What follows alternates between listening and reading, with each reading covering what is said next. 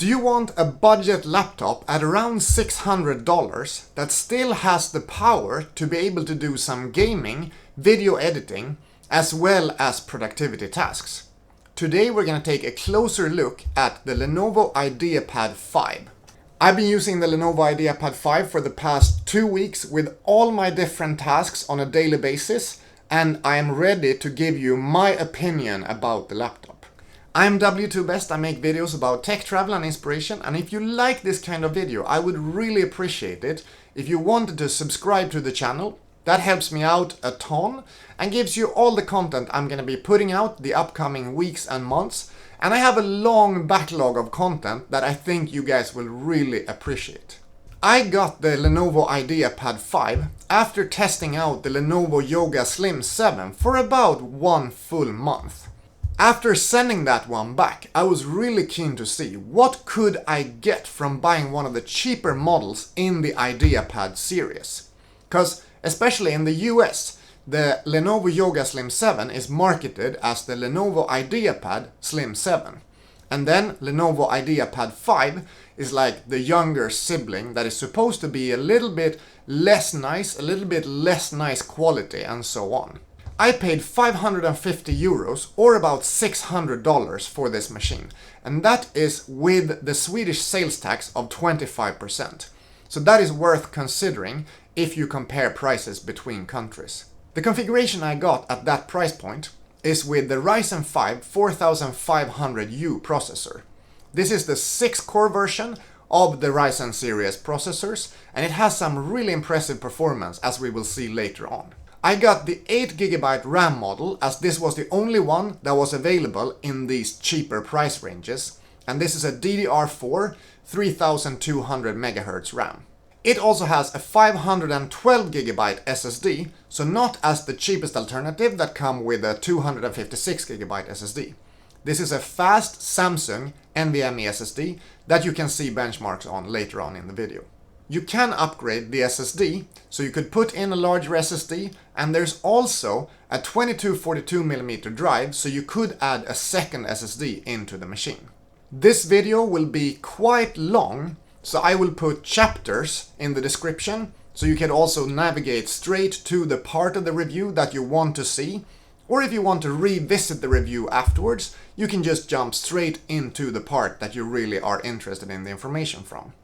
I wanted to make a very in-depth review because I think there's a ton of good reviews out there on this laptop, so I want to provide my opinion on as many points as possible in this review video. Let's get right into it and talk a bit more about the good and the bad and the conclusions around this laptop. Let's start off by talking a bit more about the overall quality feel of the laptop. And I think this is one of the most interesting things about it. Even though it comes in at such a cheap price, it has one of the best build quality I have seen in a PC in a very long time. This metal chassis is such a premium kind of feeling to it. It doesn't pick up any fingerprints. Even though I sometimes have pretty oily hands, I really can't get any kind of fingerprints to stick on it. So the material is definitely a big plus. One thing that quickly comes to my mind here with both the quality feel and the look of this laptop is this old style MacBook Pro. So not the current generation, but the former generation. And to be honest, the looks, both when you have them open like this, as well as when closing them down, they are really similar to each other. You can open the laptop with one hand, as you can see here, which is something that you would also find in more premium laptops. But even though you can open the laptop with one hand, it's still not a very wobbly screen. Like if I put it to that angle and then I touch it like this, it's not like keep moving. It's more like, it moves a little bit, but it's definitely not a huge problem. The screen flexes a little bit when you try to bend it like this, but this is also not too bad. As you can see here, I'm taking quite a bit of force, and it's not giving too much way in either direction. The Ideapad 5 only folds down to this angle and cannot be folded flat down onto the table. There is a bit of keyboard flex in the laptop, but it's not a lot and it's not noticeable at normal use. In the example here, I'm pressing down really hard on the keyboard to make it flex as much as you can see it doing here. It's not an all metal build though. The outer parts, the lid up here and the palm rest are all made out of metal. But the corners around the screen, the bezels here, they are plastic. So if you like a really premium feel with like a glass bezel setup, this is not in the Ideapad 5.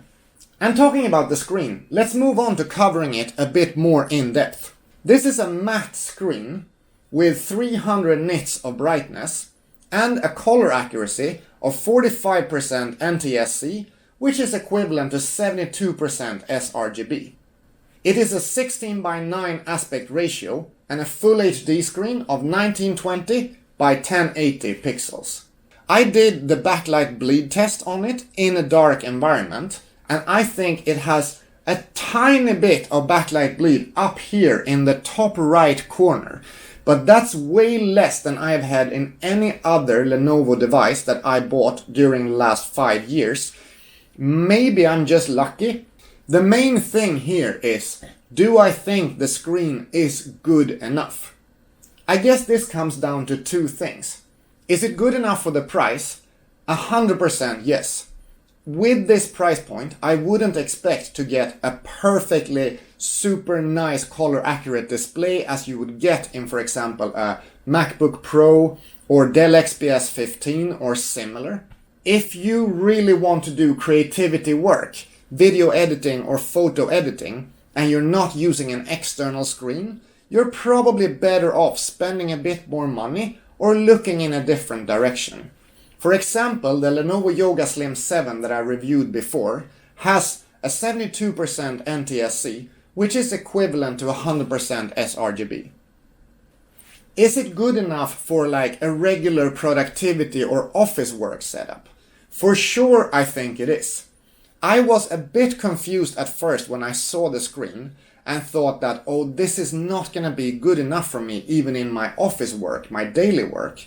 But after using it for a few days, I really never paid attention to that the screen would be color deficient in any way. So I've been completely fine using this in an office environment. And I've used the screen together with another external screen, and I haven't seen that much of a difference between the two screens either. The backlight has also been perfectly fine for me. The 300 nits and matte screen is just the kind of setup that I'm used to having in my Dell Inspiron 15-7000. And it's also similar to the Lenovo Yoga Slim 7 in terms of a matte screen with 300 nits of brightness. You can see here, when I'm trying it out in like direct light from a window, that there is a little bit of reflection, but it's never been an issue when I've used it. Is the laptop making noises? This is something that people always want to know and always comment about a lot. If you lean your ear down towards it when it's in this idle state, you do hear a tiny bit of things going on in here. I'm not sure if I would call it coil whine, but rather a bit of a little humming sound. And I'm gonna remove the charger and see if this sound is still there or if it comes from the battery taking charge. Yeah, when removing the charger, the laptop is, in my opinion, completely silent. My unit weighs in at 1,446 grams without the charger and 1,874 grams with the charger. This is a 95 watt USB-C charger and it is pretty big and bulky. If you get this laptop, you might want to get a bit of a smaller charger. For example, this is my Hyperjuice GAN 100 watt USB-C charger. This is 100 watts, so even a bit more powerful than the one that comes with a laptop, but still in a much more compact form factor. And there are some 65 watt chargers in a really small size now coming out, so have a look at those with the GAN technology. The battery in the laptop is a 3-cell 57 watt hour battery. And when I was using it in day-to-day tasks, just unplugging it, bringing it to a meeting, or working a bit from a cafe, I thought the battery life was just fine, but not extreme levels of battery performance. I would estimate it at around 6 to 7 hours of moderate and mixed use. I was doing some more intense battery testing, and with 99% of battery, in extreme performance mode and in full brightness, I played one game of Overwatch for 15 minutes, had a maximum CPU temperature of 92 degrees, and after those 15 minutes I was at 82% battery. Then at 80% battery, I ran another game with intelligent cooling and full brightness. And with 10 minutes of a game, that brought me down to 67% in battery with a max CPU temperature of 82 degrees. Then I ran a YouTube video while typing some notes in Google Keep in intelligent cooling and with max brightness. I started at 67%, and after 30 minutes of just doing these lighter tasks, we were down to 54%. So that's a 13% decrease of the battery over those 30 minutes of usage. And at that point, at 54% battery, it stated 3 hours and 21 minutes left of the battery. Then I switched to battery saving mode, and then the laptop automatically dims the brightness. I started off at 32% battery and ran a YouTube video for 30 minutes, and after that I was at 26% battery. So that only depleted the battery 6%, but keep in mind that you are quite limited with the CPU power, since it limits itself to 10 watts in the battery saving mode. I have finally got one of these fancy thermometers so I can measure the temperature on the actual device and not only look at the CPU temperature. And temperatures and fan noise on this laptop is actually really straightforward. When the laptop is running heavy tasks in intelligent cooling mode, it is always running at around 80 to 82 degrees on the CPU. That means it has a temperature on the surface at about 35 degrees in most places. Even up here where hot air is being blown out, it's not hitting above 35-36 degrees. When you switch to extreme performance, the decibel meter picks up to about 45 decibels instead of about 40 where it runs at intelligent cooling. And also, the temperature gets a bit hotter on the surface. So when I've been measuring this extensively, usually in extreme performance, at the hottest spots around the keyboard, it would hit around 40 degrees, and the CPU temperature would be at 85 degrees. However, this is really good compared to when I was testing the 4700U, which is the Ryzen 7 series, that was hitting way higher CPU temperatures. When running the laptop in extreme performance mode and either benchmarking, rendering a video, or gaming, it will sometimes reach a CPU temperature of 92 degrees. But that's the maximum I've been able to push it up to, and it's never reached those APU limits of a little bit above 100 degrees that I was seeing in the 4700U when I was trying that in the Lenovo Yoga Slim 7. When the laptop was hitting these 92 degrees, then it had a surface temperature of about 42 degrees, and it was never really getting hotter than the 42 degrees.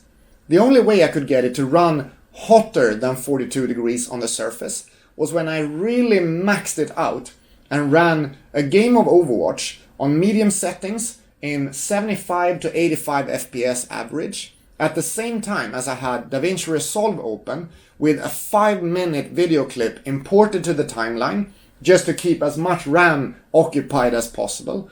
It was working fine for about 15 minutes, but then the laptop started really getting trouble to drive all of these processes. And the down corner here, the down left corner, was hitting about 45 degrees at that point. However, the WASD keys were fine still during this process. In battery saving mode, the laptop is allowed to draw only 10 watts of power, and the CPU is staying at 50 degrees and the keyboard area is around 30 degrees. The port setup here is quite straightforward, with one USB-C port, one HDMI port, and the microphone headphone combo jack. I tried running a 4K monitor both in the HDMI and in the USB-C, and that was working just fine. So as you probably guessed then, this laptop does support DisplayPort out over USB-C, and it's also perfectly fine to plug this one into a docking station or to a monitor over USB-C, and it will charge the laptop at the same time as it provides monitor signal out. Keep in mind though that there is only one USB-C port, and in this model there is no barrel charge connector. So if you need the USB-C port for charging, you only have the HDMI port to drive a monitor. The audio from the 3.5mm headphone jack is just fine, as in most Lenovo devices. On the right hand side, you have a full SD card reader and two USB-A ports. I personally don't like having a full SD card reader, but I know a lot of people are fond of it. One of the reasons I don't like it is because the SD card protrudes quite a lot when you put it in here. And also, I use micro SD cards with most of my cameras, so I'd rather just be able to put it straight into a micro SD card reader. But at least having an SD card reader is one thing that I value a lot, and the speed of it is also good, with transferring a 1 GB video file taking around 15 seconds. One thing I was actually surprised to see when I started using the laptop is that it has a fingerprint reader included in the power button up here. And it's not only a fingerprint reader in a very small format, it's also really fast. So have a look here. And I'm logged in. To me, this is one of the better experiences I've had with fingerprint readers on PCs. This is the speakers of the Ideapad 5.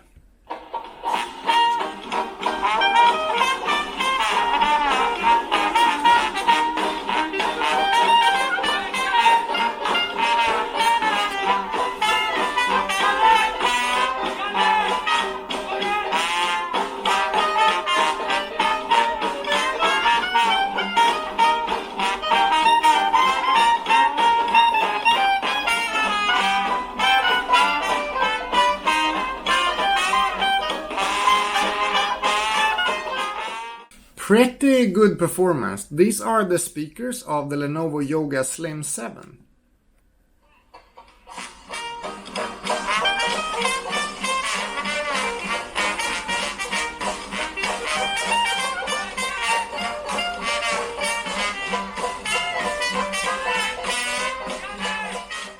The trackpad is not one of those really big ones like you see in some laptops, and there is some more space that they could probably have used to enlarge it a little bit more. However, the feeling of using the trackpad is really nice, and the times when I've used it, because most of the time I use an external mouse, I've actually been pleasantly surprised every time with how well it tracks and how well gestures work on it. The clicks are also really nice, but I normally don't use the hard clicks, I just use the soft clicks like this. It comes down a little bit when you click it, but there's not a ton of trackpad flex here. Typing on the keyboard is also an excellent experience, and I have really appreciated it more so than the keyboard in the Lenovo Yoga Slim 7. The main reason for this is that the keycaps have a bit of a more matte feeling to them. Whereas in the Lenovo Yoga Slim 7 they were a bit more glossy. When I'm typing fast, I much prefer this matte surface to the more glossy one. The keyboard is backlit, which is really nice to see, and there are two different levels of brightness. However, I don't think there is much of an actual difference to the brightness. Any of the levels is just fine if you're in conditions where you need backlight. Here is a test of how the keyboard sounds.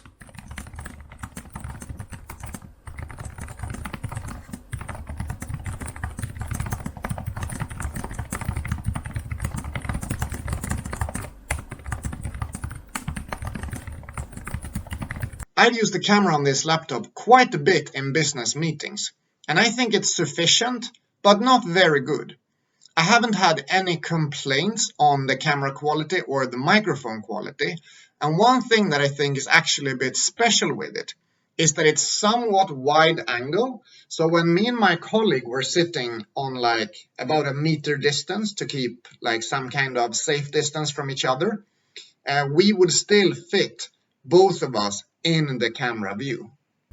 If you want to do more settings with the camera, you have a bunch of settings within the Lenovo Vantage app where you can adjust the brightness and the exposure of the camera. In the display and camera options, you have the opportunity to switch the camera off with this software button, which you can also do with the hardware button up here on top. You can also set brightness and contrast of the camera, which is a really good feature to be able to have to adjust the settings depending on the situation that you're in when you're gonna make a video call, for example. The laptop comes with the normal and pretty annoying Lenovo Bloatware setup, where you have McAfee LiveSafe that constantly remind you that you need to purchase their software to be able to keep your laptop safe. It also comes with Dropbox and Office 365, and it's really annoying that you have to clean the laptop up quite a bit before you actually start using it, because you will have these softwares pushing you notifications pretty often. Except the bloatware, the overall using in Windows is really snappy and smooth, and I had no issues at any point with the laptop in Windows and the Windows experience. The Lenovo Vantage app is actually one of those things that you can use for several different things. I mentioned already the settings for the camera in the app, but you also have the settings for the power modes, where you change between intelligent cooling, extreme performance, or battery saving. You can enable rapid charge, which is a function that makes the laptop charge pretty fast. I was doing a charging test with rapid charge enabled, and I started the laptop up at 5%, and 1 hour later I was at 85%. So 60 minutes to charge about 80% of the battery. You can also turn on and off this flip to boot setting that will start the laptop up automatically when you lift the lid, and therefore you don't have to press the power button. Let's get into some benchmarks and some real-life use cases. Here are the benchmarks in Crystal Disk Mark, and here are the SSD infos if you are interested in these. This is a Samsung MZ VL512, which is equivalent to a Samsung PM961, and this is a really snappy SSD, and it is the same performance whether you're plugged in or whether you're running off of battery power. So this has been an issue with some Lenovo devices, but here you can see the benchmarks when being plugged in, and here is the benchmark when running on battery power. Here in IDA64 you can also see the monitor ID, which is AUO408D. Here is the benchmark from LatencyMon, and you can see here that it seems to be fine in terms of audio latency. After some moderate sounds from the fans, towards the end of the stress test they start picking up a lot more. We still reach only about 84 degrees on the CPU though. The air that comes out from the fans is about 40 degrees, similarly as with the other stress tests. Cinebench R20 in extreme performance mode scored 2,396 points. The difference between extreme performance and intelligent cooling is not very big, neither in performance or temperatures. Cinebench R20 scored 2,286 points in intelligent cooling mode. Let's run Heaven Benchmark in intelligent cooling mode plugged in and see what the laptop scores in this benchmark.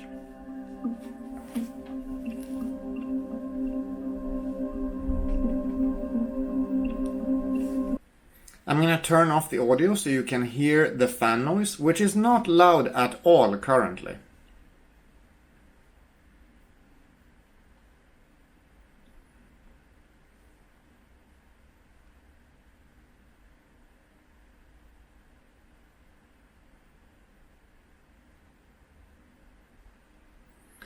Heaven Benchmark got a score of 643 and an average FPS of 25.5. Minimum FPS was 12.7 and maximum FPS was 53.5. The most interesting thing during this stress test was that the fans were not really picking up that much at all. They were audible, but not more than that, which was a big difference to when I did the stress tests in Cinebench R20. These stats were from intelligent cooling mode. Let's give a quick try to extreme performance mode and see if that's any difference.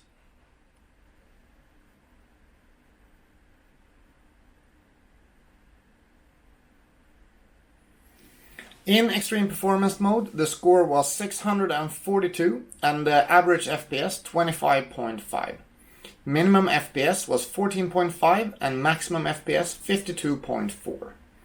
So similarly as with Lenovo Yoga Slim 7, the difference is not that big between intelligent cooling and extreme performance when it comes to GPU intense activities. Let's try out some gaming. Overwatch at first suggests 1600 x 900 pixels. I'm gonna switch this over to a 1920 by 1080 pixels. The settings we have chosen are full screen, native resolution 1080, medium graphics, but we have a render scale of 75%, and we don't cap the frame rate. And I am surprised how well this laptop fares with these heavier tasks. This is a budget version of AMD's Ryzen series, and it still plays Overwatch in medium setting at full HD resolution at 70 to 85 FPS on average. I experience no frame drops, and I even have the same kind of performance when running it on battery power.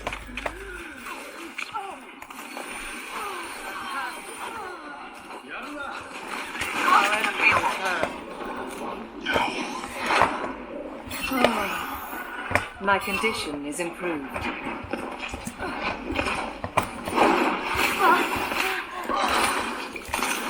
The power of destruction. Get in here.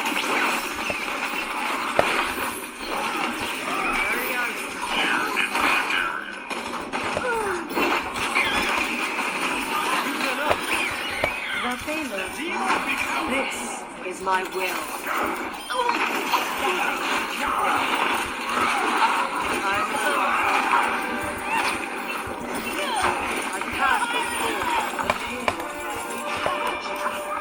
The experience in Davinci Resolve was snappy, and I had no issues like I had in the beginning when I started using Davinci Resolve on my Lenovo Yoga Slim 7 and the Ryzen 7 series. So this is a pretty good experience, even though this one has only 4500U and 8GB of RAM. Issue when it happens, but the solutions are also super simple to where you want it. This is such an annoying issue when it happens, but the solutions are also super simple, just not that easy to find out about.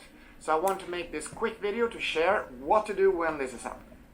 We now start rendering this project, and this is a project that is not very long, so it should be snappy enough to render this with the 4500U CPU, and maybe we won't even have the fans picking up during this process.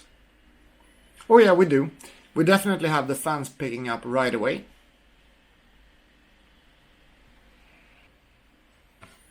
When doing the rendering, core temperature was around 80 degrees and the surface temperature of the keyboard area was about 35 degrees. The render finished in 1 minute and it was a roughly 2-minute video. If you have any other questions about this laptop, I would really appreciate if you want to put them in the comment section down below, and I'm gonna try to get back to you as quickly as possible. If you want to buy the Lenovo Ideapad 5, there will be links in the description below where you can find a few different configurations. That concludes my 2-week review of the Lenovo Ideapad 5. I think this is one of the most impressive laptops you can get at this price point. And to be honest, one of the most impressive laptops you can get at this price point that has ever been available on the market. If you can live with only one USB-C port and having that little bit less color accurate screen, this is really one of the perfect laptops that money can buy right now. For any kind of office work or productivity work, I think this is a perfectly good machine. Just make sure that you get it with the RAM configuration that you want. If you know that you probably need 16 GB of RAM further down the line a few years ahead, do get it since you can't upgrade it. I'm W2Best, I make videos about tech, travel and inspiration, and I will see you in the next video. Have a real nice day. Bye bye!